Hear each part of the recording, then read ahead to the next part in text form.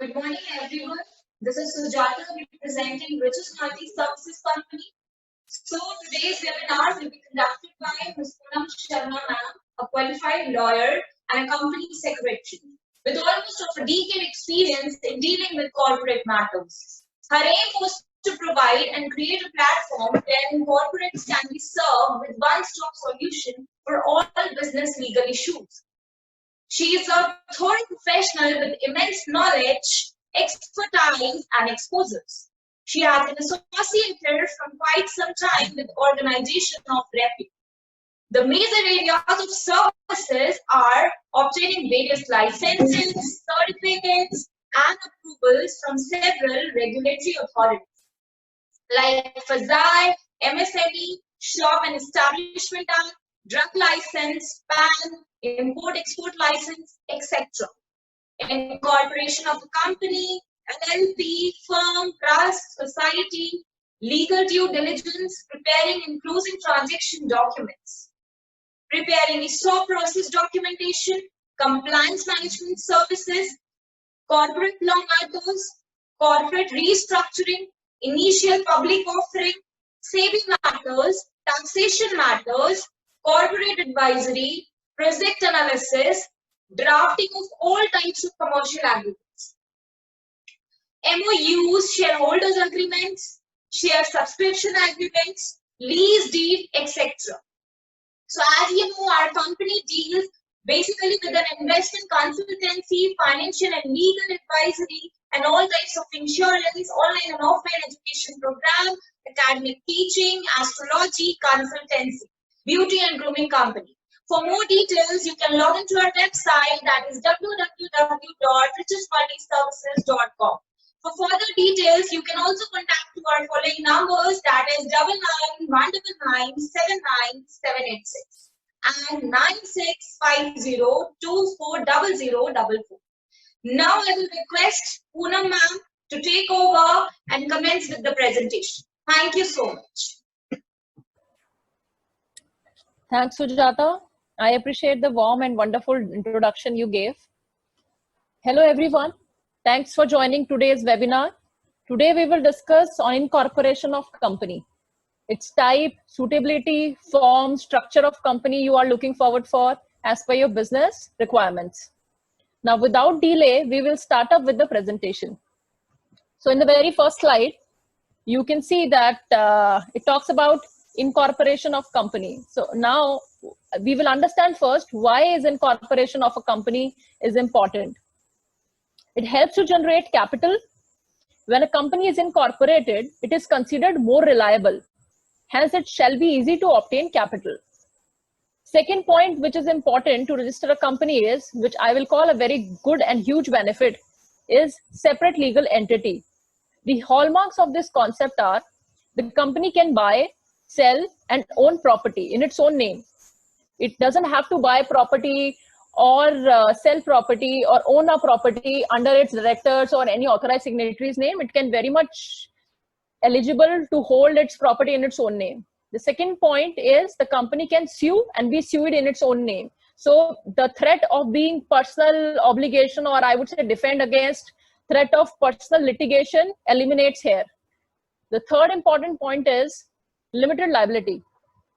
Members are legally bound to pay only to the extent of their undischarged liability.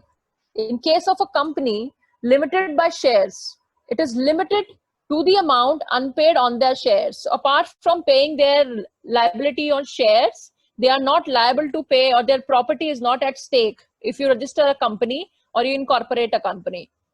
The fourth thing I would say, or benefit I would say, to register a company is transferability of shares. So the shares are freely transferable, except there are some restrictions as per the given provisions, which depend and which varies from company to company, and the form and structure of a company. The next point is creation and protection of brand name. So it helps you protect and build your own brand if you are registered under Companies Act and under provisions of Companies Act 2013, or whatever provisions will be applicable in near future. So now we will enter to the next slide.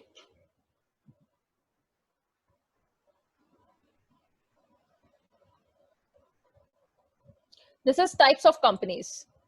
So this is a brief description of various segments or companies type, which we will discuss, of course, in detail in the upcoming slides. So here is a brief chart which showcase you different kinds of company on the basis of incorporation, on the basis of liability, number of members, control, ownership.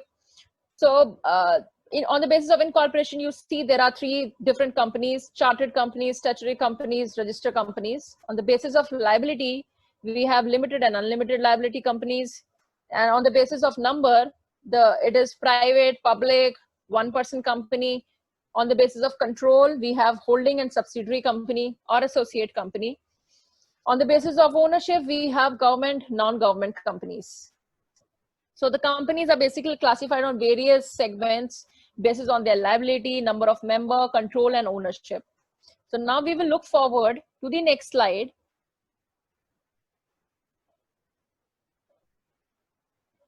It talks about classification of company under Companies Act 2013. So practically, there are various classes and types of company.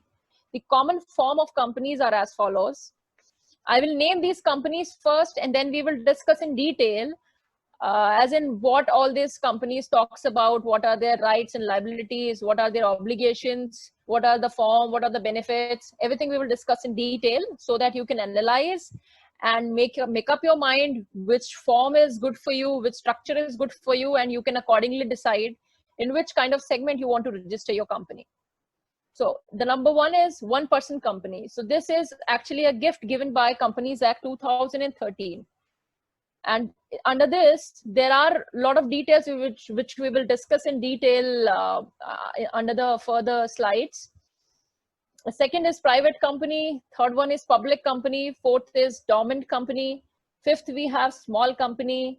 Sixth is banking company. Seventh one is unlimited company. And the eighth one is charitable company, which are also popularly known as Section 8 companies, which are non-profitable organizations. So let's discuss in detail. We will analyze the categories of a company in brief detail. So let's start with one-person company. So one-person company, basically under Section 2, subsection 62 of Companies Act says that one-person company means a company which has only one person as a member. It has the benefit of proprietorship and a company. The owner can run the company solely by fulfilling all the legal requirements and limiting the liability as well. So this one-person company, actually, you can form a company only with one director. You need not to require minimum liability, just like private limited company, you need to have 2 directors minimum. But in one-person company concept, there is no such applicability. So you can even start with one person, and this company have obviously benefits of separate legal entity. So it eliminates the risk of, again, having your litigation or other liabilities under an individual's name. So instead of, having a proprietorship firm wherein you always have a risk and threat of your personal property, it eliminates all such risks. The second form we will discuss is private limited company. Most of the people are aware what is a private limited company. So, but there are some changes which has recently introduced by 2013 Act. People are keep joining, so I'm also marking them up, admitting. So we are discussing now private companies. So this talks about change in private limited company recently took place. It's been years now. So it has increased the limit of members, which were earlier 50. Now it has increased to 200. And private limited company again have certain forms and various categories into. They are into limited by shares, limited by guarantee, limited by guaranteeing having no share. Talk about our next slide, which is public company.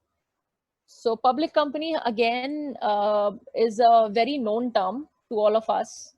And this is a form of company which have a lot of regulations and compliances, I would say. I'll take you briefly through the presentation.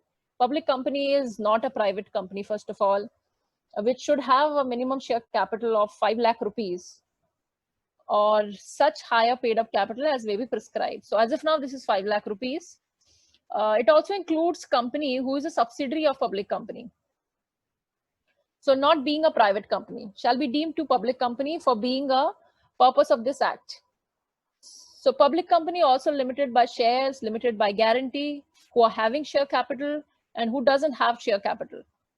So as I told you that this is a very popular term, which is why I'm not explaining it in much detail, because the objective here is to let people know about the benefits of incorporation and to let you know what is the best structure you can figure out from all these companies. At a later stage, I will also explain you through a chart, a comparison wherein you can easily decide what is the best company structure for you. So we will move to the next segment, which is dormant company. So dormant company is basically, I'll tell you, an excellent opportunity to start a company for a future project or hold an asset or intellectual property without having significant accounting transaction. So people who are having some future plans or projects in their mind, they can surely opt for dormant company. I'll tell you, dormant company status also give you by regulations. How it is, if a company has not filed its annual return for 2 consecutive years, then such company will also be called a dormant company. So it is voluntarily and it is also by effect of law. So dormant company can be made both the ways. So let's move forward to our next slide, which is talks about small company. Small company, again, it is defined under law. Other than a public company, paid up share capital of which does not exceed 50 lakh rupees or such high amount as may be prescribed, which shall not be more than 5 crore rupees. So the meaning is very much clear that paid up capital should not exceed 50 lakh rupees and its authorized capital should not increase 5 crore rupees. It also, there is one more figure which talks about turnover. So its turnover should not exceed 2 crore rupees or maximum is 20 crore rupees. So as set out in 2013 Act, this section will not be applicable to the following: a holding or a subsidiary company, company registered under Section 8, which is non-profitable companies, a company or body corporate governed by special act. So let's move forward to our next slide, which is banking company. So banking company means a company which is defined under Section 5 of the Banking Regulation Act. Okay, then we have unlimited company. Unlimited company, the main name itself says that which does not have any limit on the liability of its member. Then we have charitable company, which are Section 8 companies. So these companies basically has in its objects the promotion of commerce, art, science, sport, education, research, social welfare, religion, charity, protection of environment, or any such other object. Intends to apply its profits, if any, or other income in promoting its objects. Intends to prohibit the payment of any dividend to its members. So basically these companies are for charitable purposes, for some research work, or for some NGO kind of a thing. So these are Section 8 companies. So these are not considered to be as profitable organization, which is why a lot of exemptions are granted to them by virtue of law. Then we have another set of company, which is listed company. If shares listed on any Indian stock exchange, like Infosys, TCS, etc. So basically they are listed on Indian, we have SEBI for that, right? So we have unlisted company, which are not listed anywhere. We have optionally fully convertible debenture. Optionally convertible debentures are debt securities which allow an issuer to raise capital, and in return the issuer pays interest to the investor. So we will move forward to the next segment, which is holding subsidiary and associate companies. Holding company itself owns 20% or more of another company, and the another company is classified into 2 forms. One is subsidiary company, the other one is associate company. The subsidiary company is wherein you should have more than 50% of its shareholding and voting rights. Associate company is wherein you have 20% or more of shareholding or voting rights. So we have another set. Other kinds of companies which were not included in the previous slides, they are statutory company. when a company is incorporated or formed by passing a special act at the legislature. It is called a statutory company. Example are Reserve Bank of India, popularly known as RBI, Food and Corporation of India. Then you have registered companies which are formed and registered under the Companies Act 2013, including the companies which are earlier registered under any of the previous provisions are also called incorporated or registered company. Then we have government companies. So government companies, the name itself suggests, wherein government have some stakes. So as the name itself suggests, government company means the company which is not having less than 51% of paid up share capital held up by central government or state government, or partly by central government or partly by state government. So then we have foreign company. Foreign companies, any company or body corporate incorporated outside India, which has a place of business in India, whether by itself or through an agent, physically or through electronic mode, and conducts any business activity in India in any other manner. So then we have investment companies. An investment company is a company whose main business is holding securities of other companies purely for investment purposes. The investment company invests on behalf of its shareholder, who in return shares the profits and losses. Then we have public financial institutions. Life Insurance Corporation of India is a popular example. In the Infrastructure Development Finance Company Limited is another example. Then unregistered companies, which are not registered as per the applicable provisions of the law. So let's move forward. This was the comparison chart which I was referring previously. This chart talks about in detail. Okay, it gives you basically an idea what is the best form of company or firm you may register. If your business is already registered, you may still consider to move to some other firm as per your future projects or requirements, if at all you are looking forward for some changes in future.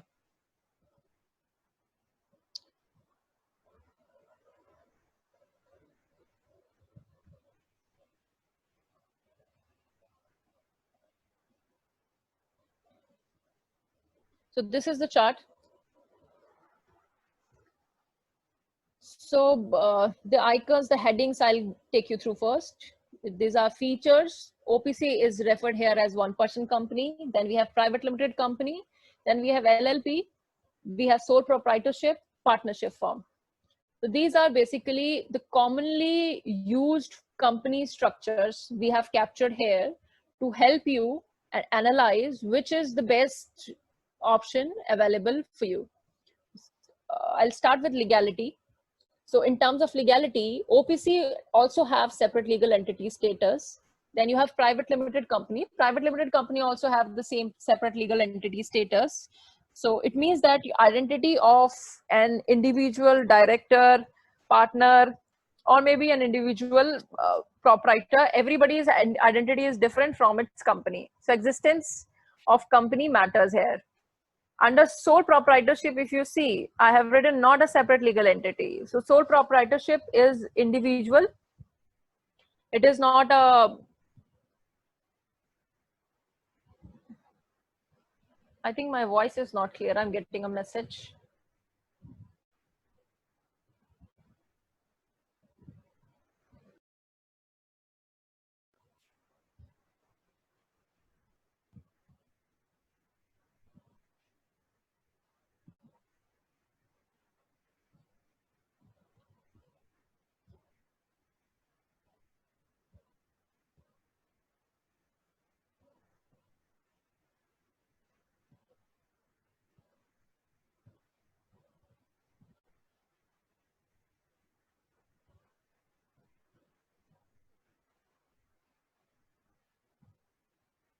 So the second point is governed by. So OPC is governed by Companies Act 2013. Private limited company is also governed by Companies Act 2013. And LLP is governed by Limited Liability Partnership Act 2018. We have sole proprietorship. it is not governed by any act as of now, because there is no separate registration for sole proprietorship like OPC or private limited company or LLP. Then we have partnership firm. Partnership firm can be registered under Indian Partnership Act 1932. Then the third point is liability. Under OPC, the liability of director or an individual is limited. Under private limited company, again, there is limited liability provision. LLP also grants you limited liability provision, which is not the case with sole proprietorship. The liability of a proprietor here is unlimited. So the assets, the house, their all property is always at stake if at all anything or any occurrence of an unpleasant event happens. Under partnership, the unlimited liability extend to, which is written, partners' personal assets as well. So again, the protection of liability is granted under OPC, private limited, LLP, which is not the case with sole proprietorship and partnership form. So next slide talks about the name, which I have already informed you. Then we will come to capital contribution. So minimum authorized capital and paid up capital is 1 lakh, which has changed. Now OPC can be registered even with lesser capital. So with private limited company, minimum authorized capital is 1 lakh rupees. For LLP, there is no limit prescribed in the Act. For sole proprietorship, there are no guidelines as such, and same goes for partnership firm. There are no guidelines on capital contribution as such. So if there are no guidelines for capital contribution, again, I will tell you that there are no benefit of limited liability as well. So with capital contribution, you're also getting protected with limited liability. Also keep that point in mind. Then we move forward to the minimum number of directors or partners. So one director who has to be resident of India for incorporating OPC. For private limited company, it has to be minimum of 2 directors, out of which one has to be resident of India. So 2 NRIs cannot incorporate private limited company. For LLP, 2 designated partners, out of which one has to be resident of India. And there are no guidelines for sole proprietorship, because a single person can anytime go ahead and start up with their sole proprietorship. For partnership firm, there has to be 2 minimum partners available for registering a partnership firm. Then we have audit. So there are compulsory audit need to be done of under OPC. So same goes for private limited company. So, but in OPC, there are some rebates and exemptions given to as per the share capital and turnover of the company. But in private limited, there is, irrespective of your share capital and turnover, audit has to be done. For LLP, the requirement is if the contribution is above rupees 25 lakh or annual turnover is more than 40 lakhs, then your audit thing comes in picture. Otherwise, there is no requirement. For sole proprietorship, there is no such provision. And for partnership firm also, audit is very much required. Then we move forward to foreign nationals as shareholders or partners. So under OPC, there is no provision which grant you that a person can be resident outside India. Person has to be a resident of India to register under OPC. For private limited company, foreign nationals can be shareholders. However, there are separate RBI guidelines to be followed. So if a foreign transaction involves, obviously RBI guidelines, FEMA guidelines, everything comes in picture. For LLP also, foreign nationals can be partners. However, again, there are separate RBI guidelines to be followed. So if somebody who have no plans to expand its business outside the country of India, they can opt for OPC. But if you have plans to bring some equity into your company from outside India, then you must go for LLP or private limited company. And for sole proprietorship, we have no such guidelines. For partnership firm, we have foreign nationals who cannot be form partnership firm. So there are restrictions of making foreigners as partners under Indian Partnership Act 1932. So then we go to taxability. So no amendment made in the Income Tax Act yet, but may be treated like private limited company. So OPC is very much treated like a private limited company. For private limited company, the income tax, it gets changes. So, you know, there are various exemptions granted. So we can skip this point because income tax is something which is not fixed. It may change with the times. So then we come to the next point, which is conversion. Can be converted into public or private limited company. So OPC always have a provision to get itself converted into private company or a public company. And private company can be converted into public company or LLP. LLP cannot be converted into a private company or a public company or OPC. So once you make LLP, ensure that you don't want to move it to OPC or a private limited company, because there are no such provisions to convert your LLP into any other form. So sole proprietorship, again, there are no provisions we have as such.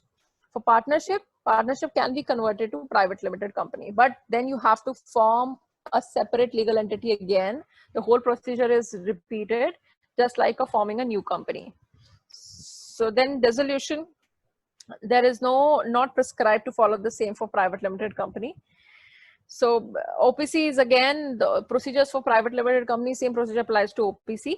Then we have private limited company where very procedural and time consuming, voluntary winding up under FTE. So the procedure for winding up under private limited company is actually complex and it takes time. As compared to LLP. LLP is less procedural if you want to, wind up. And dissolution is very easy in partnership form because you can do it just by getting an agreement. So at the time of incorporation, also at the time of registration in your partnership firm, also you can form a clause called dissolution of partnership firm. So this was the comparison I have highlighted to give you a brief idea so that you can opt what best suits your business. Then we will move forward to our next slide. It talks about documentation. So documentation in specifically terms of company.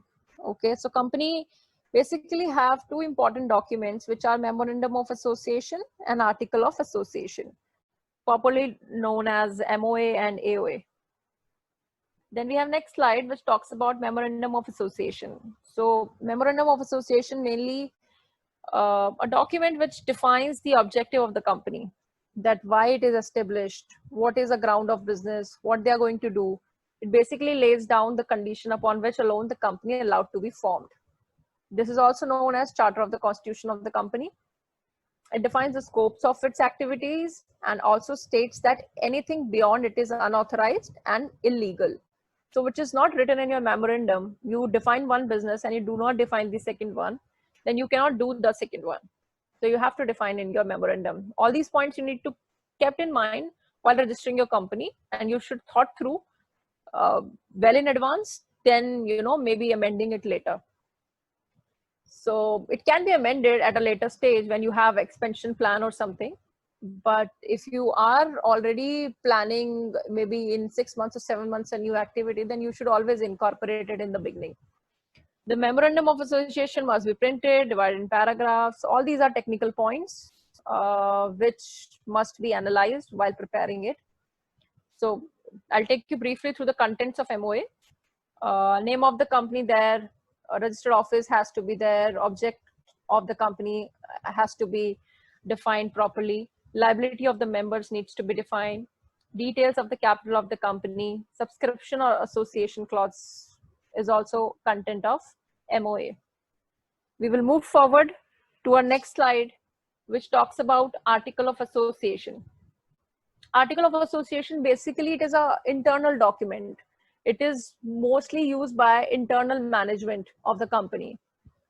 It defines the responsibility of directors, kind of business to be undertaken, means by which the shareholder exert control over the board of directors. So it contains the rules and regulation for the internal management of the company. It is not like an HR document. It is for the company, not for the employees. So AOA needs to be filed with the Registrar of Companies at the time of incorporation. It can be altered from time to time as and when required. So I'll take you briefly through the content of AOA. Share capital, payment, calls, transfer, lien, conversion, transmission, forfeiture, etc. of shares. So it's talk about almost everything. How can you transfer the shares, when the payment has to be made, whether lien can be created on shares or not, process of transmission. So all these things are very clearly defined under AOA, and every company has to perform the act and activities according to the AOA of the company. So it also defines about share certificate and warrants, rights of shareholders, meetings, maybe your board meeting, your AGM, your EGM, everything is defined here. Some companies also plan to give or extend notice more than what is desired under the law. So it has to be specifically defined under meetings. It also talks about appointment, remuneration, qualification, power, etc. of board of directors.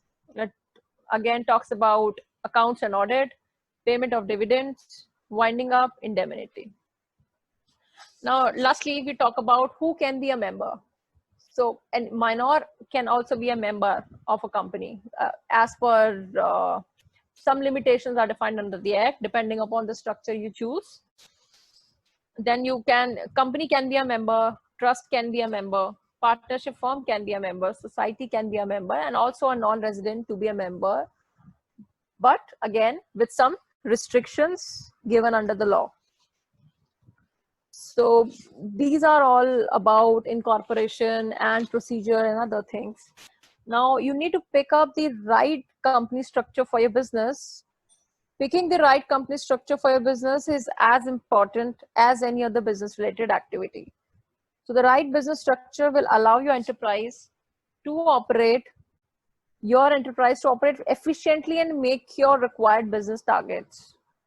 So in India, every business must register themselves as part of the mandatory legal compliance. So this is, illegal to operate a company without registering. So now there is no need to physically submit the documents. Everything is handled digitally. No need to be present personally at any office. All you need to do is figure out the right company structure for your business and must have valid ID and address proof of relevant persons. So here I'll end my presentation. And if anybody have any queries, concerns, they may write to us. They may contact the website. We will for sure answer the queries and concerns.